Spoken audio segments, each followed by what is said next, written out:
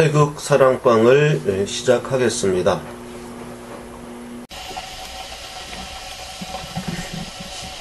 김희수 헌법재판관이 지금 헌재 소장으로 지금 지명되었죠. 그래서 이 사람의 이제 그 과거 전력 그거 검증하는 것 중에 나온 게 5.18 시민군에 대하여 최고 사형 선고를 내렸던 과거 전력이 있어서 이게 현재 현 대통령의 생각하고 이게 맞는 사람이냐 뭐 그런 지금 논란이 좀 있어요. 그래서 뭐 뉴스에 나오는 사람 얼굴 표정 보면은 뭐 그 당시는 뭐 양심에 의해서 판결 내린 상황이 아니었다. 그게 뭐 마음에 큰 상처가 되었다. 이런 식으로 본인도 이야기를 했습니다. 이런 뉴스를 보면 이런 걸 가지고 이렇게 본인 이 사람에게 뭐 하자가 있다라고 이렇게 또 이걸 가지고 뭐 따지는 사람들이나 뭐 본인도 뭐 당신은 뭐 양심에 의해서 판결 내릴 상황이 아니었다라고 변명하는 사람이나 이게 좀 너무 졸렬한 거 아닙니까? 이건 뭐 그런 식으로 따지면은 국민들 가운데 뭐 다 일제시대 때 뭐 창씨 개명했던 사람들은 전부 친일파고 물론 그때도 창씨 개명 안 했던 사람들도 있었어요. 박해받으면서도. 근데 뭐 창씨 개명 거의 많은 사람들이 다 했고 그 전부 친일파고 그럼 전부 뭐 자결해야 되는 거냐. 이런 식으로 사람을 몰고 가서 김희수 재판관이 5.18 시민군에게 최고 사형 선고를 내린 거에 대해서 본인도 나는 제일 문제되는 게 뭐냐면 따지는 사람도 문제지만 본인도 문제가 있어요. 양심에 의해서 판결 내릴 상황이 아니었다. 그럼 뭡니까 이게 그러면? 그냥 나는 양심에 의해서 그 5.18 시민군에게 최고 사형 선고를 내렸다. 뭐 그렇게 얘기할 수 있는 거 아닙니까 본인이? 그게 왜 또 큰 상처가 됩니까? 그렇게 이야기를 하고 뭐 그러면 지금 문재인 대통령하고 코드가 맞는 사람만으로 이 헌법재판소 이거를 꾸려가야 될 텐데 그 안 꾸려지니까 여기 뭐 안 맞는 사람도 들어오는 거 아닙니까? 그래도 뭐 비교적 그래도 맞는다고 해서 들어온 것 같은데 또 이 태극기 진영 사람들은 이 김희수 헌법재판관을 또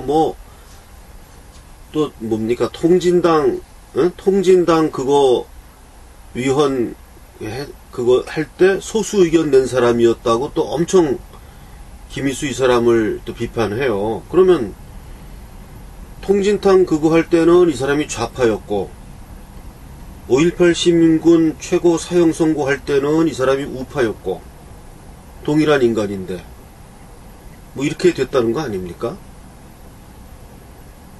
그거를 가지고 뭐 큰 상처 입었다고 사과하는 사람도 잘못이고 그런 걸 사과해야 된다고 이런 걸 따지는 사람 이런 그 사람들도 잘못이에요. 이거는 그렇게 뭐 따질 이유가 없죠. 이거는 뭐 한쪽일 때는 좌파였고 이쪽일 때는 우파였다. 뭐 그래서 사실 이번에 뭐 헌재 재판 대통령 탄핵 재판 내릴 때는 좌파가 또 된 거 아닙니까? 그 우파했다가 좌파했다 왔다 갔다 했다. 그러면 그렇게 왔다 갔다 하지 않은 사람들만으로 이렇게 구성해가지고 좌파면 완전 좌파, 우파면 완전 우파로 해서 정권 바뀔 때마다 싹싹 이렇게 물갈이가 될 수 있다면 좋은데, 원래 물갈이가 안 되는 거 아닙니까? 그래서 나는 이런 본인들이 이런 거 사과 좀 안 했으면 좋겠어요. 양심에 의해 판결 내릴 상황 아니었다. 이런 식으로, 이런 변명하지 말고, 그냥 자기는 법과 양심에 따라서 그때 그렇게 판결을 내렸다. 그리고 큰 상처 같은 거 없다. 뭐 이렇게 얘기를 하고, 그 묻는 사람들은 뭐 물을 수 있겠죠. 물을 수 있겠죠. 뭐 그때는 왜 그렇게 판결 내렸다가 통진당 그거 할 때는 왜 소수 의견 냈냐. 뭐 이렇게 물을 수는 있겠죠. 근데 그 묻는 것 자체가 우문이에요. 우문이고 이것도 우답입니다. 우문우답. 그러한 그 김희수 재판관의 이러한 과거 전력과 직접 관련된 이야기는 아니지만, 그 정우택 그 한국당 의원이 임을 위한 행진곡을 뭐 다 부르는데 혼자서 안 불렀다. 뭐 바른정당 사람들은 불렀다. 뭐 이런 얘기가 돼서 화제가 됐었죠. 그래서 그 정우택 같은 분은 또 이런 태극기 진영에서는 엄청 욕을 많이 먹는 사람이지만, 이 사람도 어쨌든 우파인 거는 맞아요. 보수 우파이기 때문에 임을 위한 행진곡을 안 부르는 거죠. 그러면 차제에 말이 나온 길에 임을 위한 행진곡에 대한 얘기를 조금 평소부터 좀 하고 싶었는데, 그 이야기를 하고 김희수 재판관하고 이거를 아까 연결시켜서 오늘 방송을 마무리하고자 합니다. 임을 위한 행진곡이란 거는 그 전두환 정권 이후부터 대학생 그 시위에서 나오기 시작한 그런 노래였어요. 그리고 그 이념적으로도 그 이제 전두환 이후부터 이념적으로 좀 변화가 있었고 시작했고, 그러면 임을 위한 행진곡이란 노래가 그 전두환 정권 출범 후에 시위대에서 부르기 시작한 노래, 전두환 출범하고도 한두 해 지난 다음이나 뭐 그럴 겁니다. 그래서 전두환 이전에 그 유신 정권 시대에서는 임을 위한 행진곡이란 노래가 없었어요. 그런 노래를 부르지 않았고, 지금 임을 위한 행진곡이란 노래가 지금 종북, 친북, 김일성 뭐 찬양하는 이런 노래라는 거 아닙니까? 그래서 문제가 됐어요. 그 이전에 시위대가 불렀던 노래는 그 70년대로 넘어가면은 박정희 정권 시대에 뭐 시위대에서 부르는 노래는 뭐 양희은의 노래 같은 거, 건전가요 이런 거를 주 불렀습니다. 뭐 양희은의 뭐 깊은 산, 오솔길 옆 뭐 그런 노래, 거기 뭐 붕어 두 마리가 싸우다가 한 마리 죽어서 뭐, 그리고 그런 게 이제 금지곡으로 지정됐죠. 이념이 있는 노래다 이렇게 해가지고. 그러니까 사실은 깊은 산 오솔길 옆 하는 양희은 노래는 아무런 이념적인 게 없는 노래였는데, 뭐 두 마리가 싸워서 한 마리 죽고 뭐 그물이 썩어 들어가 이래갖고 그게 이념적인 것이다 이렇게 돼가지고서 금지곡까지 올라갔으니 이거 해도 너무한 거죠. 그 사실 그 왜 그렇게 됐냐 하면은 그 노래를 시위대에서 불렀기 때문이에요. 그 노래를 그 양희은의 입장에서는 이건 뭐 자기 노래가 히트를 치긴 했는데 시위대가 불러가지고 금지곡이 돼버렸으니 이걸 억울하다고 해야 되는지 유명세를 타려고 하는지 알 수는 없는데, 어쨌든 그런 식으로 양희은 노래 같은 것을 부르고, 또 이건 뭐 유신 정권 시대 때는 그렇게 뭐 변변한 대표곡 같은 게 없었습니다. 그래서 80년대 들어와 가지고 전두환 정권이 출범하면서 이제 언제부턴가 임을 위한 행정, 뭐 앞서서 나가니 산저에 따르라는 그런 노래가 대학생 시위대에서 이제 나오기 시작했던 것입니다. 그래서 나는 이것도 좀 웃기는 게 뭐냐 하면, 노무현이나 문재인 이런 사람들은 연령이 많이 위입니다. 이 안철수보다도 거의 한 10년 정도 윗사람 아닙니까? 노무현, 문재인 이런 사람들은. 그래서 이 임을 위한 행진곡을 아는 세대는 안철수 세대 이하예요. 안철수 정도 되는 그 세대들은 대학교 때 시위를 하면서 이 노래를 불렀던 세대예요. 대학교에서. 그런데 그 위의 세대들은 뭐 노무현이나 뭐 이런 세대들은 몰라요. 이 노래를, 임을 위한 행진곡을 모르고 대학교 졸업하고 이제 30대 들어가서 한참 이제 조직 생활하고 일하고 이럴 때 그때 이제 이 노래가 나온 노래이기 때문에 이 사람들은 임을 위한 행진곡을 몰라야 합니다. 이 사람들 잘 불러요. 이거. 그게 뭐냐 하면 결국은 나이 먹고 30대 후반에 그런 사람들이 있었어요. 나이 먹고 30대 후반에도 직업적으로 막 시위대 자기 후배들하고 와서 같이 시위하고, 또 당신 또 시위대 주동자들이 또 나이들이 많았습니다. 휴학을 뭐 많이 하고 이러면서 뭐 복학 이렇게 하면서 이제 학생 어린 후배들 이렇게 통솔하고 이런 사람들이 꽤 있었어요. 그런 사람들이었다면은 임을 위한 행진곡을 알 수가 있었겠죠. 그 시위대 속에서 같이 불렀을 테니까. 근데 어쨌든 정상적인 세대로 따라갔다 그러면은 임을 위한 행진곡이라는 노래를 몰라야 맞아요. 이 노무현이나 문재인 이런 세대 이 정도 나이 사람들은 그 노래를 모르고 이 노래가 어떻게 하는 거지 이렇게 해야 되는데, 어쨌든 유창하게 부르는 걸 보면 그 노래를 뭐 열심히 혼자서 뭐 이렇게 음반 틀어놓고 배웠거나 뭐 그렇게 했다고 밖에는 볼 수가 없습니다. 과거에는 대학생의 시위 문화가 당시에 독재 정권이었고 했기 때문에 사회운동과 직결되는 상당히 영향력 있는 그런 문화현상이었습니다. 사회현상.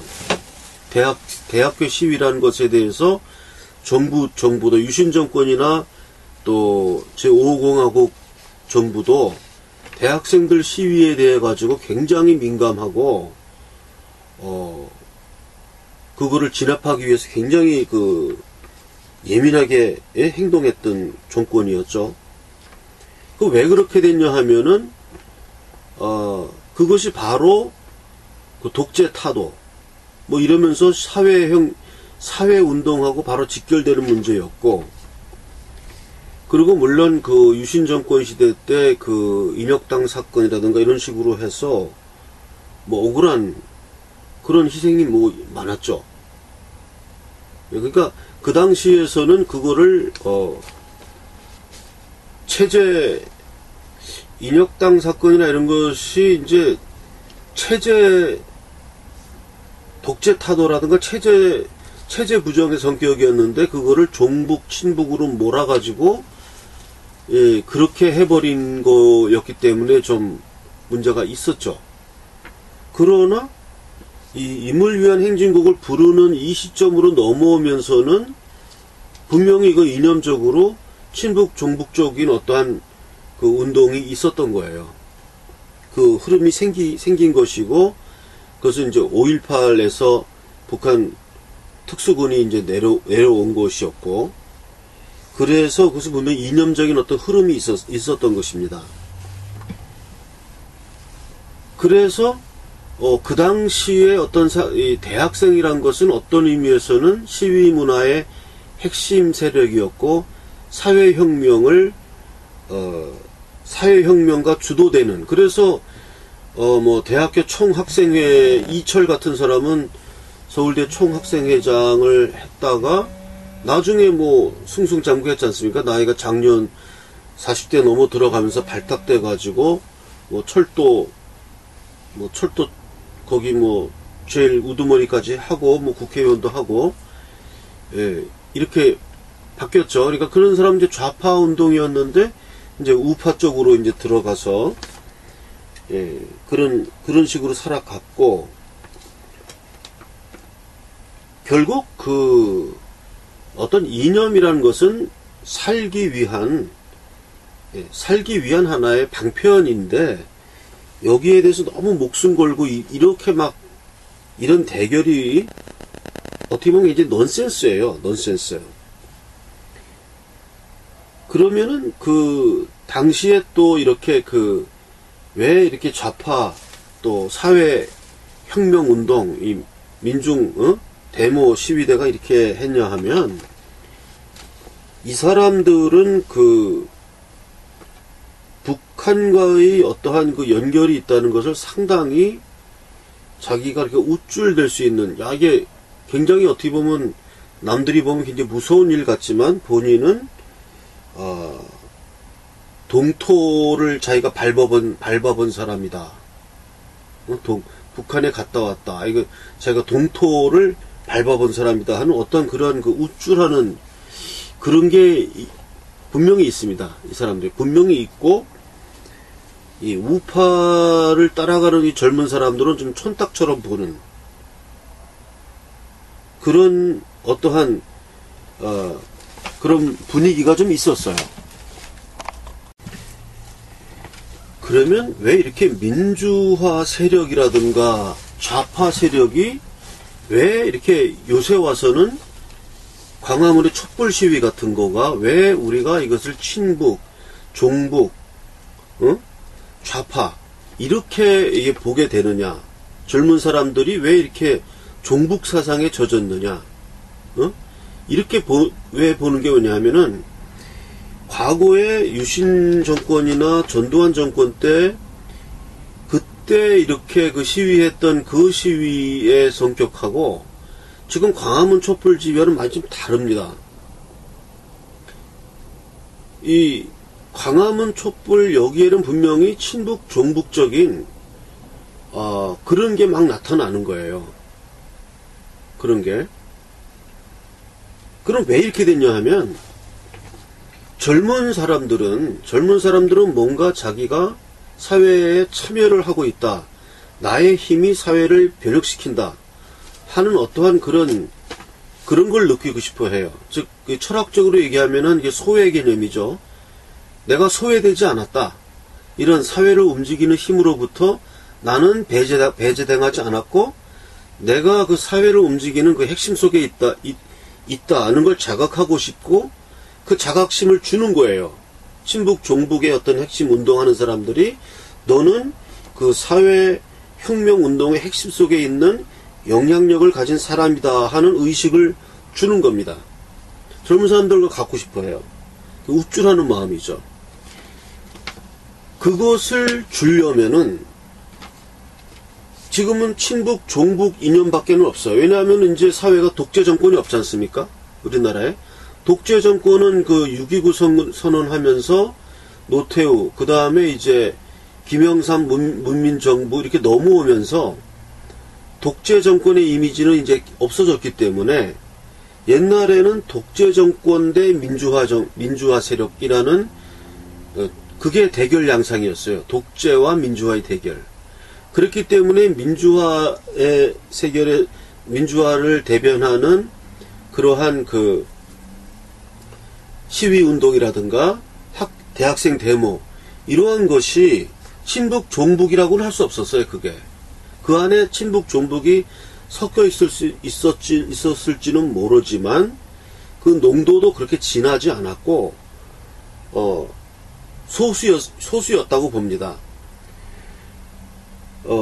그런데 그것만 가지고도, 독재에 항거하는 민주화 세력이라는 그것만 가지고도 사회 참여자라는 강한 어떠한 그 신분을 주었던 것입니다. 사회가 젊은이들에게.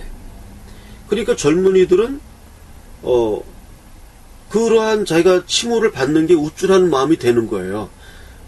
시위를 하고 독재 항거하는 것 자체가 곧바로 사회개혁운동에 직결되고, 그러다 보니까 자기의 신분에 대해서, 자신의 업적에 대해서 어떤 자긍심을 느끼게 되고 하는 그 대학생 특유의 젊은이들의 그거를 만족시킬 수가 있었던 것입니다.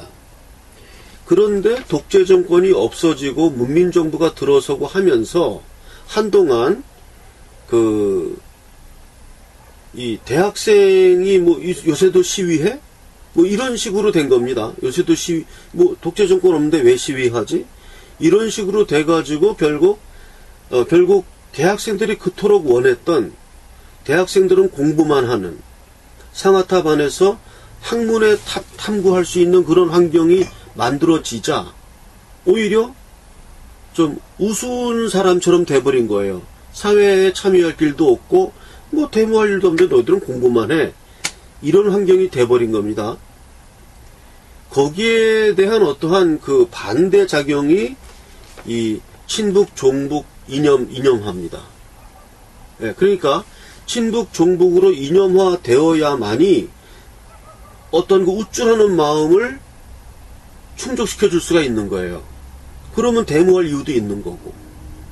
근데 친북 종북 이념이 없이 그냥 데모만 하게 된다거나, 이것은 좀 약한 거가 돼요. 그건 우리들끼리 알아서 할게, 너희들은 공부만 해. 이런 얘기가 될 수 있기 때문에, 그래서 이렇게 나이가 드신 분들, 태극기 든 분들 입장에서는 촛불 집회에 나온 사람들이 왜 이렇게 종북이냐, 우리나라가 왜 이렇게 빨갛게 물들었느냐, 이렇게 지금 인식을 하는 건데, 그런 게 이런 시각에서 봐야 됩니다. 그러니까 지금은 어떠한 시위라든가 이런 것이 친북, 종북적 이런 성격이 없으면 좀 사회 참여적인 게 아닌 걸로 되는 거예요. 그러다 보니까 무슨 전교조 교육이라든가 이런 데서 이루어진 어떤 친북적, 종북적인 어떠한 분위기가 흘러나온 것도 있지만, 이러한 과거 독재 정권에 대한 경험이 없는 세대, 그런 세대에 있어서는 어떤 시위를 하고 싶은데 그냥 시위를 해가지고는 안 되잖아요. 뭐 지금 독재 정권이 없는데 누구를 향해 시위를 합니까? 그러니까 고작 박근혜를 독재 정권으로 바라보면서, 박근혜가 어떻게 독재 정권입니까? 그 총칼로 뭐 대통령이 된 사람도 아니고. 그러니까는 이 사람을 독재 정권이라고 하면서 그 촛불 들고 나온 젊은 애들은 독재 정권의 경험이 없는 애들이에요. 그러니까 독재도 아닌 사람을 독재라고 하면서 거기에다 대고 이제 뭐 촛불을 들고 이렇게 시위를 하려니까 결국 거기서 종북 이념과 이렇게 연결이 되는 겁니다. 종북 이념을 가진 그런 수뇌부의 어떠한 리더가 필요한 거예요. 그 촛불 집회를 이끌고 가는. 그렇기 때문에 이것을 단순히 그 촛불 집회 자체는 일부가 종북 세력이다, 전체는 아니다 라고 하는 그 논리가 상당히 위험성이 있는 겁니다. 그 촛불 집회 군중은 그 수뇌부의 세력으로서 종북, 친북 세력의 리더를 원한 겁니다. 그것이 있어야 어떠한 시위를 하는 어떤 정당성, 거기에 대한 어떤 동력이 좀 돼요. 그 이념적 동력.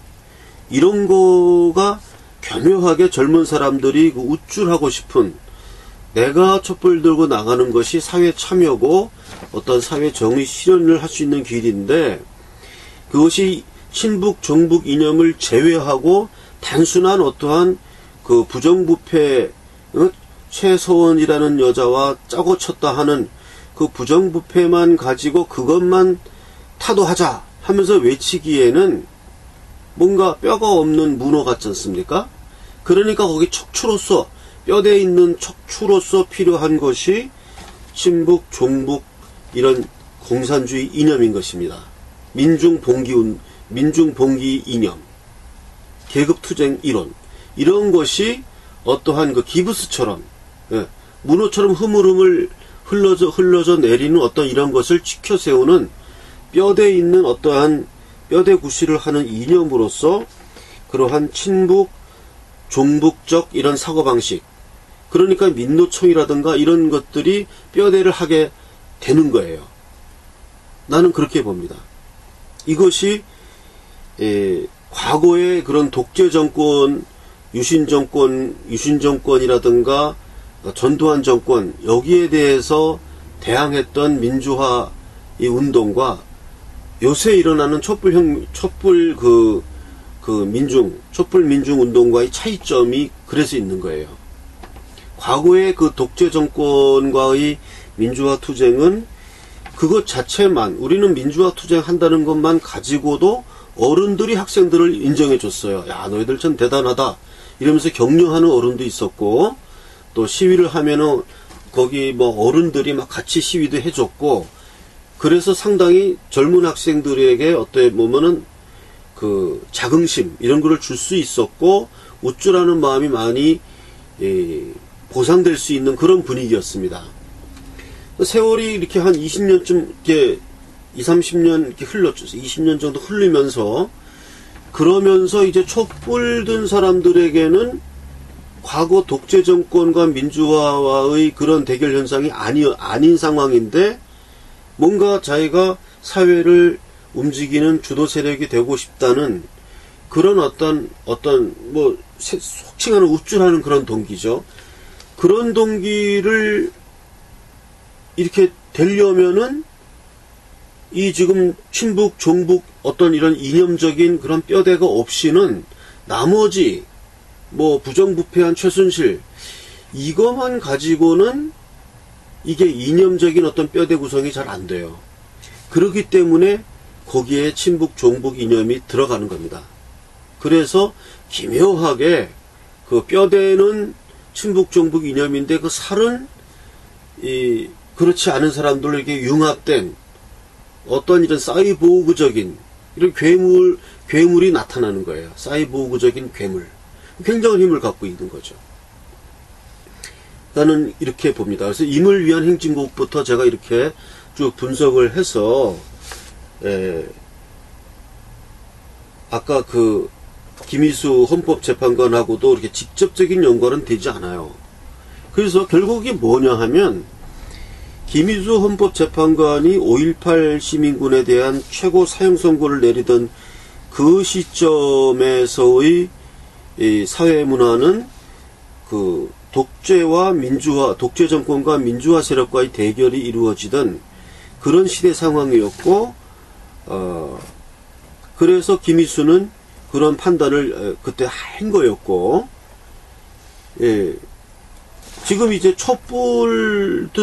광화문 촛불 여기에 대해서 영향받은 게 헌재의 그 탄핵 결정 아니었습니까? 거기서 김희수는 어떤 결정을 했습니까? 만장일치로 대통령 탄핵에 찬성하는 입장으로 김희수가 그렇게 했던 거죠. 뭐 통진당 그 해산 시기에는 소수 의견 냈던 사람이었고, 이거 분명히 이 사람도 이렇게 구별이 오는 거예요. 이렇게 된 겁니다. 그러니까 사회적으로 이제 제가 정리가 너무 오늘 정리하기 좀 힘든 이야기를 했어요. 정리가 한마디로 정리하기가 힘들기 때문에 오늘은 정리를 이렇게 잘 못하겠습니다. 그냥 좀 산문적으로 이야기할 수밖에 없습니다. 그래서 지금 김희수 같은 경우에 이렇게 좀 변화가 왔어요. 본인의 입장도. 그래서 나는 아까 모두에 이 사람이 이렇게 뭐 양심에 의해서 그 당시는 판결 내릴 상황이 아니었다라고 이렇게 말할 필요도 없는 이야기고, 뭐 그 큰 상처도 아닌 거였어요. 이 모든 것이 어떠한 그 젊은 세대가 사회 참여적인 어떠한 그 아이덴티티를 갖고자 하는 데 있어서 과거에는 독재 정권 대 민주화라는 걸로 그 아이덴티티가 충분했는데, 최근에 와서는 독재 정권이 사라짐으로써 민주 정권이니까 민주 정권에 대해서 민주화 세력이 뭘 합니까? 그건 말이 안 되잖아요. 그렇기 때문에 그 민주 정권에 대항해서는 이제는 친북 종북 이런 사상으로서 이제 뼈대를 갖추고 이념화되면서 그래서 이렇게 나가는 걸 보고 그 나이가 더 위인 태극기 세력 사람들이 왜 이렇게 빨갛냐 이렇게 걱정하게 된 겁니다. 그것이 단순히 무슨 전교조 선생들이 뭐 막 애들을 뭐 적화 교육시켜서 애들이 뭐 전부 새빨갛게 됐고 뭐 그런 시각에서만 볼 것은 아닙니다. 그러니까 젊은 사람들이 원래가 그 어떠한 자신의 힘을 느끼고 싶어 하는 그러한 동기가 있기 때문에 그렇게 된 거죠. 그래서 오늘 그 칼럼의 그 결론은 임을 위한 행진곡에 대한 그 성격을 규명하고 그것을 재조명하고 그것을 부르지 않았다는 정우택을 오늘 상당히 많이 비추면서 오늘 이야기를 했습니다. 즉 뭐냐 하면 지금 문재인 정권은 뭐 5.18 정신 뭐 그거를 헌법에 넣겠다고 하고 임을 위한 행진곡을 뭐 재창으로 다 같이 불러야 한다고 하고 이런 걸 하는데 좀 이거 굉장히 웃기는 행동입니다. 유치한 행동이고 제가 과거에 어떤 민주운동하는 학생하고 이한열 열사라는 표현에 대해서 제가 반론을 제기한 것과 똑같습니다. 즉 뭐냐 하면 글쎄요 그 현 정권이 우리나라 지금 남한에 살고 있는 국민을 얼만큼 세뇌시킬 수 있을지는 모르더라도 제가 확실히 아는 거는 아무리 세뇌를 시켜도 절반 이상 넘는 국민들은 세뇌가 안 되고 끝까지 그 사람들 머릿속에는 박정희 정신이 살아있어요. 이거 세뇌 안 됩니다. 왜냐하면 자기가 그거를 직접 눈으로 보고 겪은 사람들이기 때문에 그 세뇌가 안 됩니다. 즉 5.18 정신, 뭐 광주 정신, 임을 위한 행진곡 이거가 우리나라 국민 전부가 동의하는 그러한 어떠한 그 관념이 될 수가 없어요. 근데 그 우리나라 국민 전체를 대변하는 관념이 될 수 있다고 자꾸 주장하는 거거든요. 이거는 굉장히 좀 웃기는 일이에요. 굉장히 유치한 일이고. 그러니까 이한열 열사라고 부를 수 없다 라고 제가 그 이야기 했다는 게 뭐냐 하면 안중근 의사 이렇게 얘기할 때는 우리 국민 모두가 거기에 대해서는 100% 찬성을 한다. 그러나 이한열 열사 이렇게 부르면은 주저할 사람들이 굉장히 많다. 그러면 이게 국어인데 어떻게 똑같은 그 의사 열사란 칭호를 줄 수 있느냐. 이거는 그 사람들이 무슨 행동을 했냐 옳고 그르냐 이런 문제가 아니라는 거예요. 이건 국어의 문제이기 때문에 임을 위한 행진곡 같은 것도 마찬가지입니다. 이거 노래, 음악입니다. 음악. 그럼 우리나라는 애국가가 있는데 애국가는 우리 국가로 정했습니다. 그래서 애국가를 부르면서 우리 국민 모두가 거기에 대해서 그 100% 다 인정을 해요. 그 국가라. 그 임을 위한 행진곡을 뭐 애국가 같은 그런 노래로 만들고 싶다는 거 아니에요? 그러면 국민들의 상당수는 그러한데 동의를 하지 않습니다. 이게 어떻게 애국가냐? 예. 당신들이 그걸 부르는 건 좋다 이거예요. 그 열심히 배워서 부르는 건 좋은데 나는 안 부르겠다 이거예요. 이게 양심의 자유 아닙니까? 헌법이 보장하는 양심의 자유. 이런 거를 그렇게 이상한 뭐 무슨 논리로 그걸 주장할 수 있는지는 모르겠는데 이게 차라리 뭐 이민족 간의 주장이라면 이해나 되겠어요. 근데 같은 민족 아닙니까? 같은 민족인데 어떤 그런 이념적 차이가 있는 것 때문에 뭐 임을 위한 행진곡을 재창으로 해야 되고 정우택은 따라 안 부르고 그래서 뭐 이상하다 뭐 이런 게 뉴스에 나고 이거는 굉장히 웃기는 얘기 하는 거예요. 웃기는 얘기고 그거는 그렇게 하고 싶겠죠. 그렇게 뭐 모든 국민이 다 동의하는 거라고 볼 수 있겠고 지금처럼 동의하지 않는 상당수의 국민들은 이념도 없고 무슨 그냥 웰빙이고 뭐 그냥 그런 아주 형편없는 놈들이다 이렇게 생각하고 싶겠지만 그들이 이렇게 형편없는 사람이라고 생각하는 이런 우파 족속들이 그렇게 형편없는 사람들이 아니고 오히려 훨씬 더 생각이 깊은 사람들이에요. 이거를 잘 모르는 것 같아요. 그 과격급진적인 이런 종북 좌파 이런 사람들은 자기만 똑똑한 줄 알고 이쪽에 우파인 사람들이 얼마나 나라를 걱정하고 이런 거를 잘 모르는 것 같아요. 그러니까 이런 우스운 정말 유치한 임을 위한 행진곡을 뭐 다 같이 불러야 된다 뭐 이런 얘기. 그리고 그 당시에 황교안 총리도 거기 가가지고 이 노래 안 불렀죠. 광주 가서도. 그때는 정권이 이제 새누리당에 있을 때였죠. 나는 그때도 그 황교안이나 이런 사람들이 가서 임을 위한 행진곡 안 부르면서 그 광주 행사에 대해 대처하는 걸 보고 나는 좀 못마땅했어요. 뭘 저렇게 소극적으로 대처하나. 그게 뭐 그렇게 대단한 거라고 그걸 그렇게 인정해 주나. 아니 저 사람들은 5.18이 뭐 굉장히 숭고한 정신이고 뭐 그럴 수 있어요 본인들이. 그럼 당신들은 숭고한 정신으로 해. 나한테는 안 숭고해. 뭐 그럼 되는 거 아닙니까? 그거를 뭐 막 이슈화하고 뭐 노래 안 부르는 사람 막 사진 찍고 뭐 흐로접 시키고 이게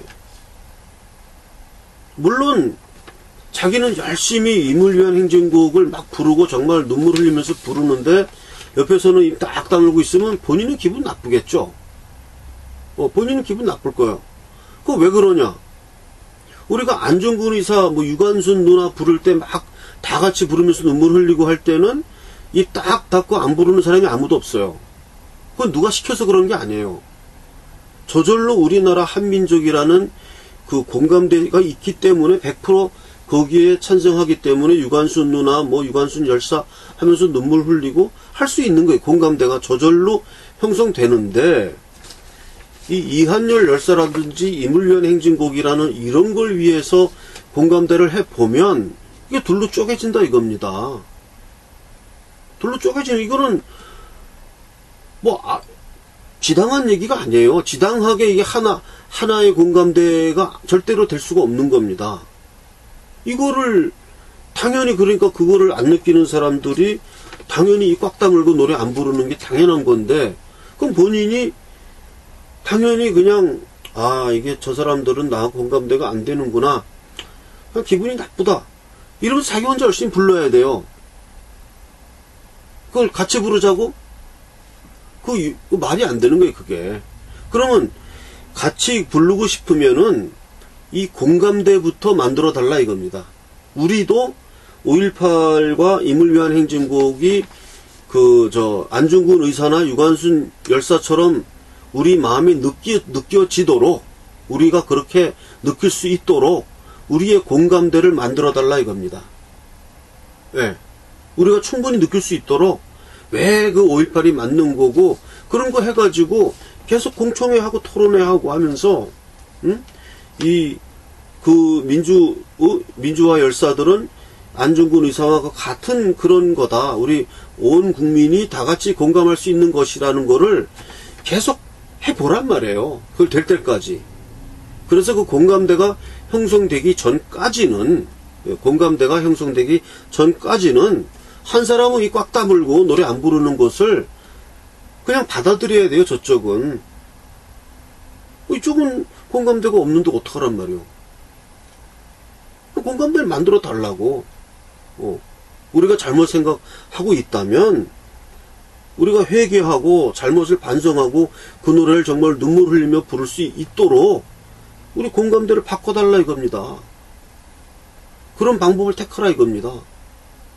이렇게 뭐 엉터리로 하는 거 말고. 예, 이것이 제가 평소 인물 위한 행진곡에 대해서 좀 이렇게 비판하고자 했던 내용입니다. 이상입니다. 태극신문에 대해서 문의하시는 분이 있어서 답변합니다.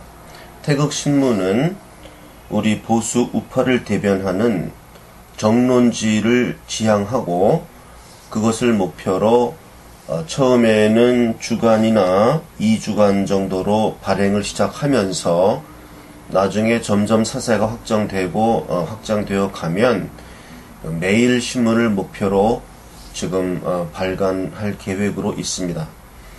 이를 발간하기 위한 태극사랑 주식회사를 설립하였고 거기에 대한 주식을 한 주당 500원에 주식 참여자를 모집하고 있는 것입니다. 태극신문을 창간하기를 희망하시는 분들은 태극사랑 주식회사의 국민참여 주식에 참여해 주시면 되는 것입니다. 태극신문 구독 신청을 받습니다. 태극신문을 구독하고자 하시는 분은 구독 희망 의사를 제 핸드폰 010-5300-7901로 문자로 자신의 성함과 주소, 구독을 받아볼 주소, 그리고 전화번호 이렇게 문자로 제 핸드폰 010-5300-7901로 보내주시기 바랍니다. 태극사랑 주식회사의 은행 계좌번호를 알려드리겠습니다. 국민은행 5951-01-001768 5951-01-001768 태극사랑 주식회사 국민은행 태극사랑 주식회사 5951-01-001768 이 계좌로 입금을 하시고 한 주당 500원이니까 한 주당 500원입니다. 그러면 100주를 사면 5만원입니다. 그건 계산은 알아서 하시면 되고 이 자기가 원하는 액수를 송금을 하시고 저한테 전화 또는 문자로 성함, 보낸 액수, 주소 이렇게 문자로 보내주시거나 전화로 알려주시면 제가 그것을 확인하고 입금이 되면 제 핸드폰에 바로 뜹니다. 누가 얼마 입금했다. 그게 뜨고 주소는 안 뜨니까 주소를 알려줘야 됩니다. 내가 누구고 얼마를 보냈고 주소가 어떻게 된다. 주민등록번호를 공개하고 싶지 않은 분은 안 알려줘도 됩니다. 이름하고 주소만 있으면 주주명부에 특정이 되니까 그건 관계없고요. 뭐 주민등록번호 알려줘도 괜찮다 싶은 분은 알려주셔도 괜찮습니다. 그렇게 해서 문자 또는 전화를 주시면 제가 우편으로 주식 명의 개서 태극사랑 주식회사 대표이사 인 도장 꽝 찍어서 보내드리면 그것이 주주 자신의 그 주식 명의 개서가 됩니다. 저의 전화번호는 010-5300-7901입니다. 저희 전화번호는 제 전화번호는 010-5300-7901 010-5300-7901 개인 계좌를 알려달라 그래서 알려드리겠습니다. 새마을 금고 3904-0139-39-429. 제 팩스 번호는 031-417-7901입니다. 031-417-7901이니까 이 팩스로 그 고발장을 보내도 됩니다. 사인해서.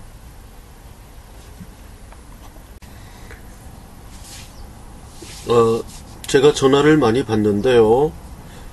꼭 저를 만나서 이야기하고 싶은 분, 또 자기 요즘 많이 어렵죠. 생활하는 게 어렵고 전국도 어렵고 뭔가 하소연하고 싶고 이런 분들은 좋습니다. 어떤 용건도 좋고 중요하든 중요하지 않든 우리는 자꾸 만나는 것이 중요하니까 저한테 전화로 연락을 주시면 만날 장소와 시간을 정해서 만나도록 하겠습니다. 제 전화번호는 010-5300-7901 010-5300-7901입니다. 연락 주시면 제가 시간과 장소 서로 만나서 이야기를 하도록 하겠습니다. 태극사랑합창단 모집 공고입니다. 태극사랑합창단의 연습 시간은 토요일 11시에서 1시에 합니다.